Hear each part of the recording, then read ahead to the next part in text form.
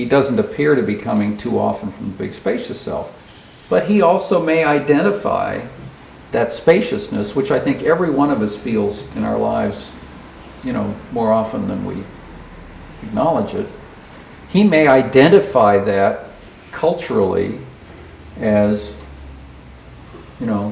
it's we Christians, in a kind of a Manichaean good-evil way, and everybody else is the bad guys. That doesn't mean he doesn't experience the absolute, it just means how he interprets it, I think. But I would think that's the way Ken Wilber would talk about it in his hierarchy of states and stages of development. So that's a Buddha. Is that the most developed person that we could have in this time and place? I would say probably not. There could be a better manifestation. Because it's not universal enough. It doesn't include everybody and everything. When you were no self, when you're in the absolute, you're not separate from a tree. You're not separate from any human being. You're not separate from any living thing or non-living thing. And if you actually act from that place, how do you treat people of a different skin color, of a different religion, of a different gender preference? How do you treat them as not you? They're not different. They're not different. So you can't treat them as though they're different. You can only treat them according to their objective characteristics. And it's the idea that they're not the same is what produces public policy or personal choices that inflict tremendous pain on other people. Because I see them as not me. And I can treat them as not me. I can treat them as other.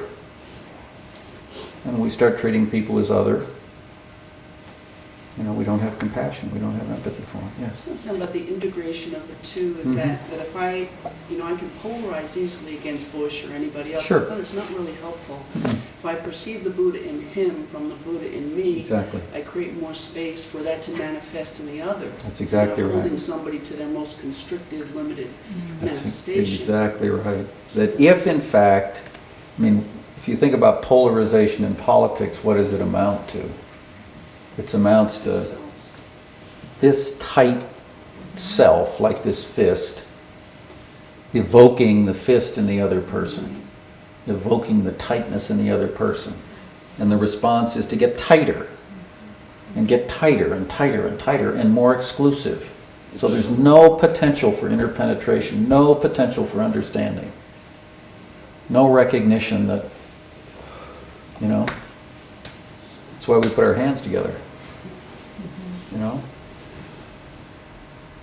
if you open your hands, if you just greet life open-handedly,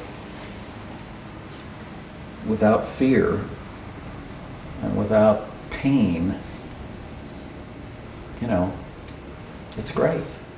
Even when it hurts, it's great. And you don't stop it hurting by going like this. Because when you open your hands, everything's still there. Yes, right there. Yes. Sometimes I think we need to have more understanding of politicians because you hear, see on CNN or something like the letters or whatever, all of those idiots, those Sure. greedy, stupid people. They're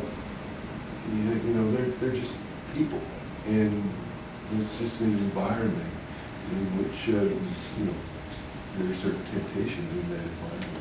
Yeah. Well, I think politics thrives on separateness.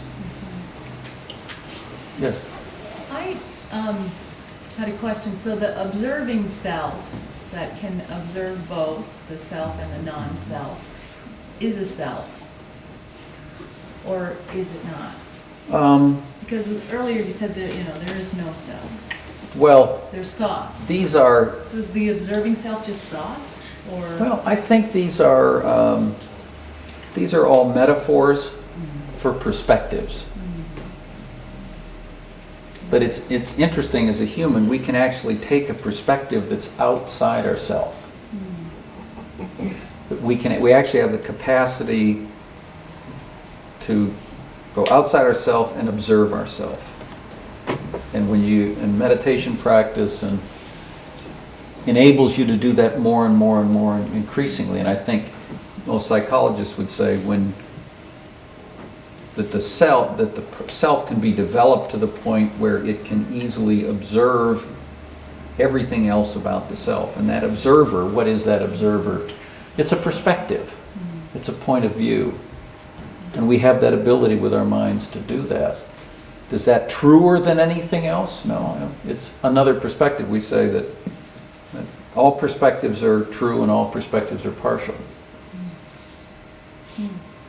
Just as sitting in this room, not one of you sees the room in the same way I see it.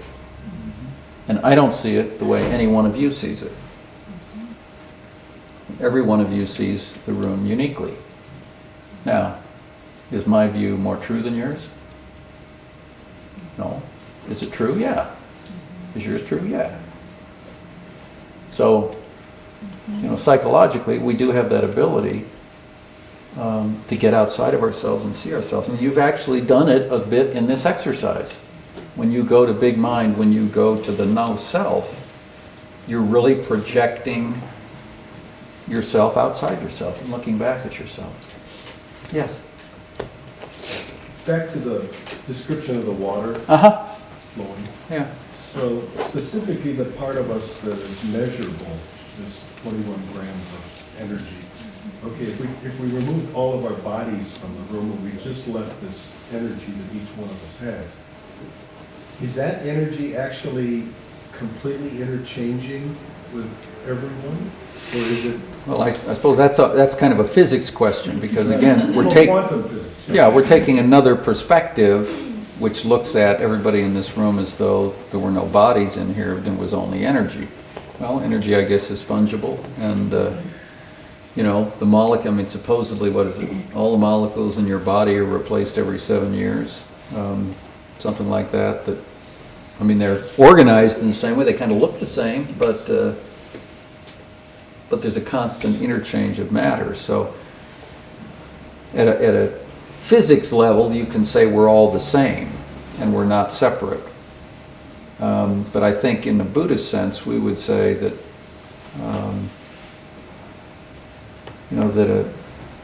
that to really appreciate what we strive for is a visceral appreciation of that fact as a psychological truth, as opposed to an empirical truth, a third-person truth.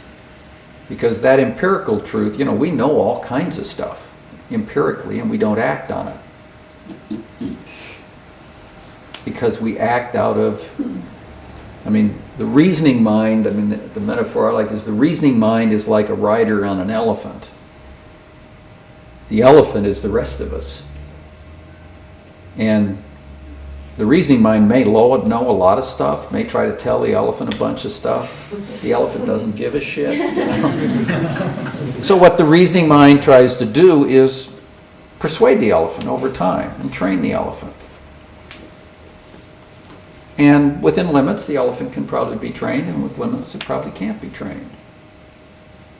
So we tend to identify with the rider, and we don't identify with the elephant. And what we're really trying to do is integrate the two of them, have the rider and the elephant be on good terms, and recognize that there is an elephant there. Yeah. And the elephants are all the same. They have a separate world that's just elephants, yeah.